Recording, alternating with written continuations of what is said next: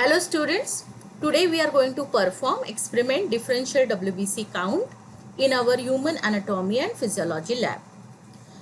Our aim of the experiment is the differential white blood cell count, its determination of the different types of WBCs or leukocytes present in the blood. Students, you have performed a total WBC count experiment, but that will give you an idea only about total WBCs present in the blood or in cubic millimeter of the blood. Now, any clinician is always interested to know that what is a percentage or a count of various types of WBCs in the blood so that he can come to a final conclusion to treat the patient. As we all know that these different types of the WBCs which are present in our blood play a vital role in maintaining our immunity to fight against various infections or inflammations, and hence their count differs in the blood. And that is why differential WBC count becomes a very important clinical test to conclude the type of the disease from which the patient might be suffering. For example, in patients suffering from asthma, you will find basophil count is increased, or patient who are suffering from the worm infestation, you will find that eosinophil count will be high, or patient who are suffering from acute inflammation, neutrophil count might be high, or patients who are suffering from the chronic inflammation, you will find monocyte count increases. So they are the indicators. These different types of the WBCs are the indicators of some or the other disorder in our body, and therefore they act as a diagnostic tool. So what you understand from this entire discussion is that to perform differential WBC count experiment, we must be able to identify different types of WBCs. So first we should know what are the different types of WBCs, what are their structural features, and how do they differ from each other, so that when you observe a smear under the microscope, you will be able to identify them. So from this entire discussion, now you must have understood that to count different types of the WBCs, we should know what are the structural features of the WBCs, how we are going to differentiate between different types of WBCs, and that is what we are going to learn in today's experiment. So let us start with our objectives of today's experiment. The first is to learn different types of WBCs and to understand their structural characteristic features so that we can differentiate. And then finally, knowing all the structural features and structural differences, finally the second aim is to estimate differential WBC count of a given blood sample. So as you know that in our body, there are two types of WBCs, one granulocyte and another agranulocyte. Why they are termed as granulocyte? You can see in this diagram, there are granules present in their cytoplasm. There are three types of granulocyte: neutrophil, eosinophil and basophil. If you look at neutrophil carefully, you will find that there are purple granules. Now why there are purple granules? Because it contains both acidic as well as the basic granules. We have used here two stain. We will be using acidic stain, which is eosin, and we will be using basic stain, which is methylene blue. So two stains are used, and both the stains will be taken up by the neutrophil because both acidic as well as the basic granules are present, and therefore the granules will acquire purple color. Now go to the eosinophil. Eosinophil, you can see there are only red granules. Now which dye has a red color? Eosin. Which is this dye? Acidic dye. So eosinophil, the granules are taking up the acidic dye, and therefore these granules are getting stained with a red color. Since this cell is stained with eosin, it is also termed as eosinophil. Moving on to the third type of the granulocyte, and that is basophil, you will see that there are blue granules in the cytoplasm. They are coarse in the nature, they are numerous in the number, and they are almost submerging the nucleus, and they have taken up blue color. That means they are taking up a basic dye, and therefore they are termed as basophil. So on the basis of the color of the granules and the dye they have taken up, we can differentiate these different types of granulocyte. Not only that, but if you observe nucleus In neutrophil, you can see there are number of lobes. Like in this neutrophil, you can see there are total 4 lobes. So this is a multi-lobed nucleus which is present in neutrophil. There are 2 lobes in the eosinophil. So even eosinophil you can call as a multi-lobe. But then what is the difference between neutrophil and eosinophil? Is the color of the granules. Here you will see the color of the granule is purple. Here the color of the granule is red, or sometimes it may appear reddish brown in the color. And one more thing, that eosinophil is going to be always a bilobed structure, whereas neutrophil can be a bilobed also, but it will have even more than 2 lobes also. So it is also called as a polymorphic cell. Coming to the basophil, it will have a bilobed nucleus, but characteristically it will have the coarse granules, very dense granules, and they are submerging the nucleus and they have acquired a blue color. They will take up the stain of only methylene blue, and that's why they are termed as basophil.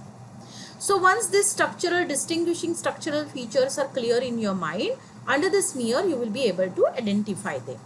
Now let's move on to agranulocyte. Agranulocyte, they are named so because you can see in the cytoplasm there are no granules present at all, and therefore they are termed as agranulocyte. There are 2 types of agranulocyte. One that is monocyte and another that is a lymphocyte. If you see the size of the monocyte, it is the biggest one. Around 20 micron is the size of a monocyte, and there are no granules. Look at its nucleus. It is not circular. It is not even located at the center, and it has a notch, and it may sometimes acquire a kidney shaped or a bean shaped nucleus may be present. So these all structural features will help you, if you remember, to identify the cell as a monocyte. Whereas when you look at the lymphocyte, you will find the nucleus is exactly circular, is purple in the color or blue in the color, and there is no dent like monocyte, and is smaller in the size as compared to the monocyte. Sometimes in lymphocyte, the nucleus is so big that you are almost unable to see a cytoplasm, or a ream of cytoplasm may be observed around the nucleus.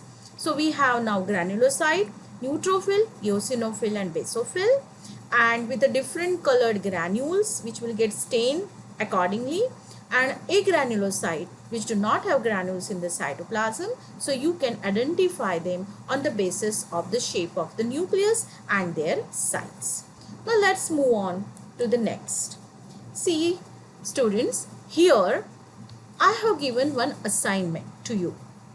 If you solve this assignment, it will help to reassess your understanding about this experiment.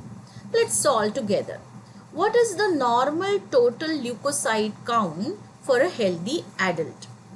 There are many options. I will click on this option, second option, 3.5 to 10.5 into 10 raised to 9 cells per liter. So let us check our answer whether it is correct or not. Yes, our answer is correct. So okay, let's move on to the second question. Which of the following white blood cells are granulocytes and agranulocyte? This will help you to reassess that have you really understood classification of WBCs? So you have to just drag your answer into the respective columns, like granulocyte, basophil are granulocyte, eosinophil are granulocyte, and neutrophils are granulocyte. Lymphocyte is agranulocyte, monocyte is agranulocyte. Let us check our answer. Yes, it is correct. Moving on to the third question. This question will help you to reassess whether you have really understood your structural feature or not, the cell structural features, and are confident about to identify types of WBCs, or you have to revise again. Now let's do this. Basophils. Now the options over here are multi-lobe nucleus with red and blue cytoplasmic granule. No, that's not. We are talking about basophil, taking up the basic dye. Methylene blue will be staining the granules. So then we have to find out the correct alternative. So bilobed nucleus, yes, correct. Purplish black cytoplasmic granules, yes, correct. So this characteristic matches with a basophil. For eosinophil, as I told you, bilobe, but there are red cytoplasmic granules. So this will match over here. And I already told you neutrophils, which have a multilobe nucleus with pale and red and blue, both the granules, colored granules, and therefore it will appear purple in the color, will be present. So here I match with it. I again check my answer. Yes, this is correct answer. Okay. Now I move on to the next question.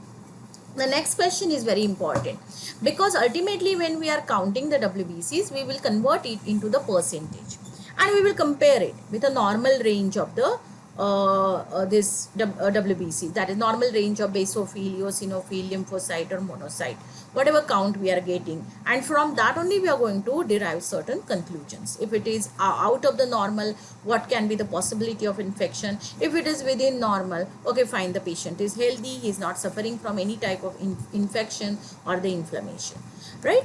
So let us now match this. First we are going to match with the basophil. Basophil count is always very low because its count increases only in inflammatory diseases like chronic obstructive pulmonary diseases like asthma and so on. So the count of the 0.5 to 1% matches with a basophil. Eosinophil count is also low. It is around 2 to 4%. The neutrophil count is the highest one. So it is around 50 to 70%. And next to that is a lymphocyte count, which is around 25%. And then comes the count of a monocyte, that is 3 to 8%. Let's check our answer. Yes, our answer is correct. So we have revised the percentage of each type of WBC present in the blood. Agranular leukocyte contain, now this is an option to know or to reevaluate whether you know the difference between a granulocyte and a granulocyte. Agranular leukocyte contain granules in their cytoplasm, granules in their nuclei, granules in their cell membrane, and no granules. Yes, no granules. So this is the correct answer. Okay, check your answer. So that is how you can evaluate yourself, and then you can move on to the experiment. Now in experiment, there are three major steps which are involved. The first is a preparation. You have to assemble all the requirements together and be ready for this experiment. Here, first step which is involved is a preparation of a smear, for which you will need plain slides.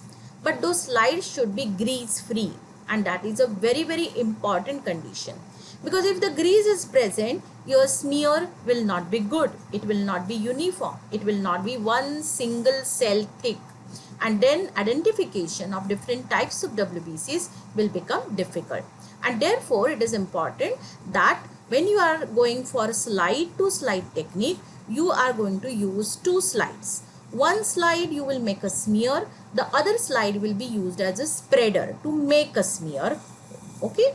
So when here we are using, although there are four techniques, slide to slide, cover slip to slide, cover slip to cover slip, and automated spinner, we are going to use today the technique that is slide to slide technique. Either you can use your own blood by pricking the finger, or you can have a blood with EDTA anticoagulant added to it to minimize the degenerative changes in the blood cell, and to ensure that there is a good preservation of the morphology of the cell. And differential smears should be made immediately, as soon as possible, and not later than 3 hours after you collect the blood. So these are certain important instructions to get a correct count of the different types of WBCs. Another important requirement of the experiment, other than slides and stains, is microscope. You will be using this microscope, and hence we should know what are the different parts of the microscope. Let's start first with the ocular lens. It is also called as eyepiece, through which the viewer looks into the specimen. The eyepiece usually contains 10x to 15x power. The next to it important one is objective. So objective lens is there. One is a eyepiece lens, another is a objective lens. One of the most important part of the compound microscope, as they are the lenses which are very close to the specimen. A standard microscope can have either 3, 4 or 5 objective lenses. Usually the lenses which are present in a compound microscope are 10x, 45x, 100x oil immersion. And for today's experiment, we will be using 100x, that is a oil immersion. Then this is a stage clip in which you can lock your the slide. Then there is a diaphragm which you can control the amount of the light falling on your smear. Then there is a illuminator which will act as a light source, and here there is a light switch, and here there is a brightness adjustment modes are available. This is a mechanical stage, this is the arm, and this is the head of the microscope. There are two adjustment, coarse adjustment, the bigger one is a coarse adjustment and another is a fine adjustment. Since we are using 100x, we will be covering our smear with a oil, and we have to dip the lens into the oil layer. And then you have to first make a coarse adjustment with this knob so that you will be able to see where your smear or the cells are located. And then you can go for a fine adjustment to observe their structural features. So student, these are the different parts of the microscope which you will be using for your experiment. Now the next steps which are there, that is the preparation of the smear, staining of the smear, and actual count of the smear. All these techniques we will discuss in the part 2 video of differential WBC count. Thank you.